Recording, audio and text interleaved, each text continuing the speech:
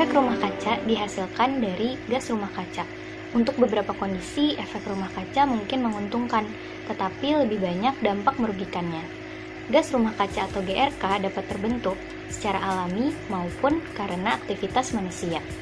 Emisi gas rumah kaca non-alami akibat kegiatan manusia atau yang biasa disebut emisi antropogenik akan meningkatkan pemanasan tambahan terhadap permukaan bumi yang dapat berefek pada perubahan iklim. Untuk mengetahui lebih lanjut mengenai sumber gas rumah kaca, yuk simak penjelasannya melalui video ini sampai selesai ya. Salah satu gas rumah kaca adalah gas metana atau CH4. Menurut IPCC tahun 1995, secara global besar emisi CH4 dari sumber alami berasal dari lahan basah 72%, rayap 13%, laut 6%, dan lainnya 9%. Lahan basah di sini adalah daerah rawa, waduk, serta sawah pertanian yang banyak sekali terdapat di Indonesia. Karena sifatnya akan ada mikroba tanah basah dan tanaman yang dipaksa untuk bermetabolisme secara anaerobik, dan ini mengarah pada produksi metana. Kemudian, untuk sumber rayap sendiri, masing-masing rayap biasanya mengeluarkan setengah mikrogram gas metana setiap harinya, tetapi jumlah ini sangat kecil bila dibandingkan dengan sumber lainnya. Siklus karbon menunjukkan bagaimana elemen karbon berpindah antara biosfer, hidrosfer, atmosfer, dan geosfer. Terdapat dua macam siklus karbon, yaitu siklus pendek dan siklus panjang. Pada siklus pendek, karbon dalam bentuk karbon dioksida diserap oleh tumbuhan dari udara, lalu menghasilkan gula dan oksigen melalui fotosintesis. Kemudian karbon akan berpindah saat tumbuhan dimakan oleh manusia dan hewan, dan akan kembali ke udara saat bernafas. Selain itu, tumbuhan dan hewan yang mati akan terurai dan melepaskan karbon kembali ke udara, ataupun membentuk endapan humus di perairan. Siklus panjang sebagian besar terjadi di litosfer dan butuh jutaan tahun. Salah satunya adalah proses pelapukan yang menghasilkan endapan yang akan berubah menjadi minyak bumi, batu bara, dan gas alam. Minyak, batu bara, dan gas tersebut akan dipakai sebagai bahan bakar dan mengemisikan karbon dioksida kembali ke atmosfer. Aktivitas manusia juga dapat menghasilkan gas rumah kaca. Berdasarkan data Kementerian Lingkungan Hidup tahun 2009, sektor transportasi disebutkan merupakan sumber pencemar udara dan juga penghasil gas rumah kaca yang terbesar di perkotaan, yakni sebesar 23% dari total emisi GRK dari seluruh sumber. Pembakaran BBM pada sektor transportasi ini akan mengeluarkan senyawa-senyawa seperti karbon monoksida, total hidrokarbon, debu, nitrogen oksida, sulfur oksida, dan juga karbon dioksida.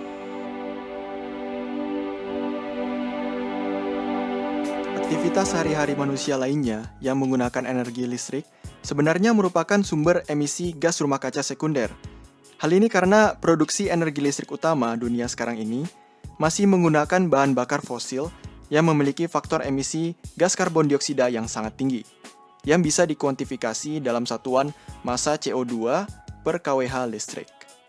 Karena kegiatan manusia seiring dengan berkembangnya zaman semakin bergantung pada listrik, maka cara yang visible untuk mengurangi emisi dari penggunaan listrik ini adalah berpindah ke pembangkit listrik alternatif seperti tenaga air, tenaga angin, atau tenaga matahari, bahkan juga tenaga nuklir.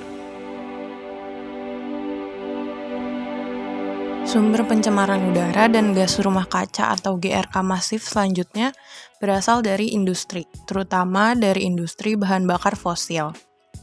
Menurut studi dari Carbon Disclosure Project dan Climate Accountability Institute, perusahaan tambang batu bara milik China dan perusahaan minyak Saudi Arabia atau Aramco bertanggung jawab atas 14,3 dan 4,5% emisi global sejak tahun 1988. Sementara itu, PT Pertamina pada posisi ke-35 dengan kontribusi 0,5% terhadap emisi global. Sektor komersial dan perumahan yang mencakup semua rumah dan bisnis komersial telah menghasilkan emisi gas rumah kaca yang berasal melalui emisi secara langsung seperti pembakaran bahan bakar fosil untuk kebutuhan pemanasan dan memasak, pengelolaan limbah dan air limbah, dan kebocoran dari refrigeran di rumah dan bisnis tersebut, serta dapat berasal melalui emisi secara tidak langsung seperti yang terjadi di luar lokasi, namun terkait dengan penggunaan listrik yang dikonsumsi oleh rumah dan bisnis komersial lain. Baik secara langsung maupun tidak langsung, akan menghasilkan karbon dioksida, metana, dan nitrogen oksida yang berasal dari bahan bakar fosil yang dibakar untuk panas, penggunaan produk tertentu yang mengandung gas rumah kaca, dan penanganan limbah pada sektor komersil dan perumahan tersebut.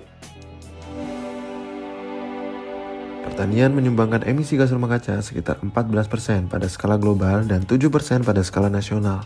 Emisi gas rumah kaca dari sektor pertanian antara lain emisi gas metan, karbon dioksida, dan nitrogen oksida. Emisi gas rumah kaca dari sektor pertanian yang utama adalah metana dengan persentase 67%. Selanjutnya adalah nitrogen oksida 30% dan CO2 3%. Untuk kegiatan di sektor pertanian, sebagai serapan gas rumah kaca yaitu penggunaan pupuk anorganik yang tidak tepat sasaran dan berlebihan, serta penggunaan biogas. Pada pengelolaan lahan sawah, penggunaan air irigasi dengan penggunaan areal pertanaman padi secara terus-menerus akan mengemisikan metana lebih besar ke atmosfer jika dibandingkan dengan emisi dari lahan sawah dengan pengelolaan air irigasi secara intermiten atau berselang. Gas emisi rumah kaca hasil penggunaan lahan dan kehutanan umumnya disebabkan oleh deforestasi dan degradasi hutan. Negara berkembang seperti Indonesia memposisikan hutan sebagai sumber daya pembangunan ekonomi, dikhawatirkan akan mempercepat laju deforestasi dan degradasi hutan yang dapat meningkatkan emisi gas rumah kaca. Deforestasi dan degradasi di Indonesia disebabkan oleh kebakaran hutan, penebangan liar, dan perdagangan ilegal. Kebakaran hutan di Indonesia telah menyumbangkan 12% dari total emisi gas rumah kaca di Indonesia, dan diperkirakan jumlah ini akan terus meningkat di masa depan. Gas rumah kaca dapat terbentuk dari berbagai sumber, baik sumber alami maupun hasil aktivitas manusia. Bertumbuhnya populasi dan ekonomi dunia akan meningkatkan aktivitas manusia dalam berbagai sektor kehidupan yang akan meningkatkan emisi gas rumah kaca. Meskipun gas rumah kaca dapat membawa beberapa manfaat bagi kehidupan, jumlah yang berlebih dapat menimbulkan efek yang buruk, yang mungkin irreversibel. Gas rumah kaca yang berlebihan dapat menyebabkan pemanasan global yang akan semakin sulit diatasi jika tidak dicegah dan ditanggulangi dari sekarang. Dibutuhkan pengembangan teknologi dalam berbagai sektor dan penanaman sikap, kebiasaan, dan kepedulian untuk melestarikan lingkungan di kalangan masyarakat agar usaha mengurangi efek gas rumah kaca dapat berlangsung lebih optimal.